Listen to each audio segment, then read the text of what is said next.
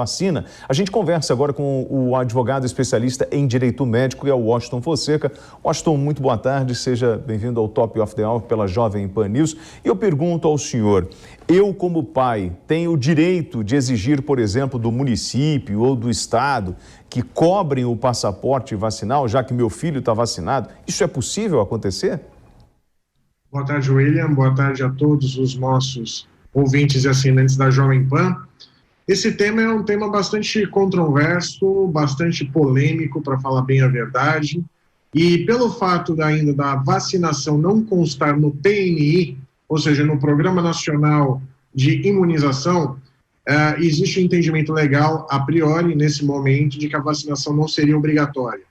Mas a gente sabe que a necessidade da vacinação ela é muito urgente para que haja uma diminuição dos casos e, consequentemente, o controle da pandemia. Então, do ponto de vista legal, não existe uma obrigatoriedade para que isso ocorra, mas o bom senso prevalece e eu entendo que é fundamental que a vacinação ocorra. Perfeito. E aí, a gente está agora nesse dilema, como o senhor falou, é muito polêmico o tema, mas eu fico pensando, bom, eu sou pai, levei meu filho e observei que o coleguinha está com sinais gripais, o que eu faço? Ou o meu filho falou, olha, pai, lá no colégio, a fulaninho está tossindo, está espirrando, então como eu vou agir e como o direito vai funcionar? Quais são as regras que hoje estão pré-estabelecidas? A grande questão é que, como não existe uma situação ainda muito bem delineada quanto à obrigatoriedade, cabe o bom senso dos pais tomarem as medidas de levar o filho ou não para a escola. Agora, também caberia à escola fazer, apesar de não ser o mais adequado, a segregação de alunos que, porventura, estejam vacinados para aqueles que não estejam vacinados. Eu sei que é uma medida bastante complicada, muito ruim, mas eu entendo que nessa altura do campeonato e pelo fato de estarmos no estágio ainda muito inicial, não seria outra medida a ser adotada. Agora, eu destaco também uma situação bastante importante e bastante relevante. O que ocorre? A vacinação ela não é mandatória, ela não é obrigatória.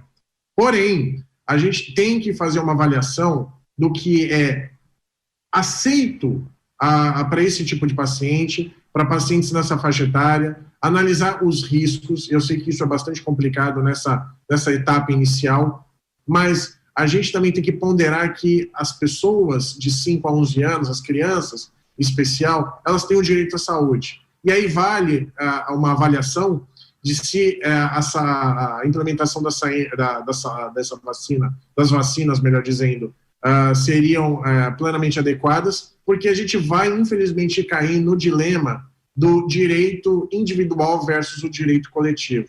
E a gente certamente vai encontrar uma enxurrada de ações judiciais daqui por diante sobre a discussão do tema. O meu direito individual deve prevalecer se eu, caso não queira ser vacinado ou não queira vacinar meu filho, versus ao que traz a saúde pública e o direito coletivo. Isso vai acabar desembocando no judiciário, infelizmente. E aí vem o questionamento. Eu, como pai, quero ter direito a vacinar o meu filho e quero a vacina agora. Como eu faço? Porque assim, o ano vai voltar, porque nós tínhamos um grande dilema em relação ao retorno das aulas. Os pais estavam preocupados, muitas crianças não queriam retornar. Agora tem a possibilidade da vacina, então o pai pode exigir do Estado, olha, eu quero que meu filho entre na fila para se vacinar, porque eu quero que ele retorne com segurança. É uma escolha também. Ele pode entrar na justiça para pedir isso contra o Estado? Em tese, poderia entrar na justiça e requerer isso contra o Estado. Agora, a partir do momento que está sendo disponibilizada a vacina, obviamente existe um plano de vacinação e um escalonamento para que isso possa ocorrer.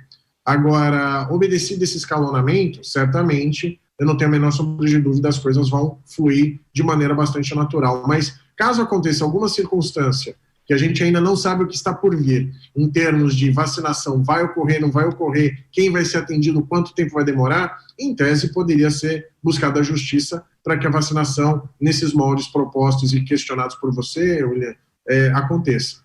Bom, Washington, a última pergunta. O senhor acredita que as regras ainda estão muito confusas para todo mundo, principalmente no que diz respeito ao retorno às aulas? Está muito confuso. Até porque as diretrizes para as escolas estaduais podem ser uma, as diretrizes para escolas particulares outra, então não existe uma coisa ainda muito bem delineada, muito bem delimitada. Essa que é a grande questão.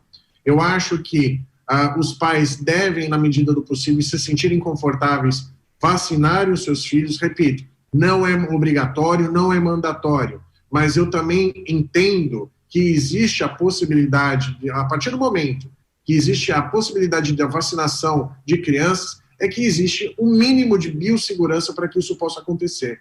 Então, óbvio, agências como a Anvisa, o FDA nos Estados Unidos e agências por todo o mundo, uma vez autorizando a realização da vacinação para crianças de 5 a 11 anos, é porque existe um mínimo de biossegurança para que essas crianças sejam submetidas à vacinação. Então, eu vejo que o número tem crescido de maneira absurda, o número de contaminações. E, óbvio, para a gente conseguir cercear a circulação do vírus ou diminuir a circulação do vírus, é fundamental que as pessoas se vacinem, independentemente da sua faixa etária. Então, eu como pai, eu vacinaria sim meu filho, assim como eu vacinei meu filho adolescente. Nos microfones da Jovem Pan, o Washington Fonseca, ele que é advogado especialista em direito médico, agradeço a sua participação.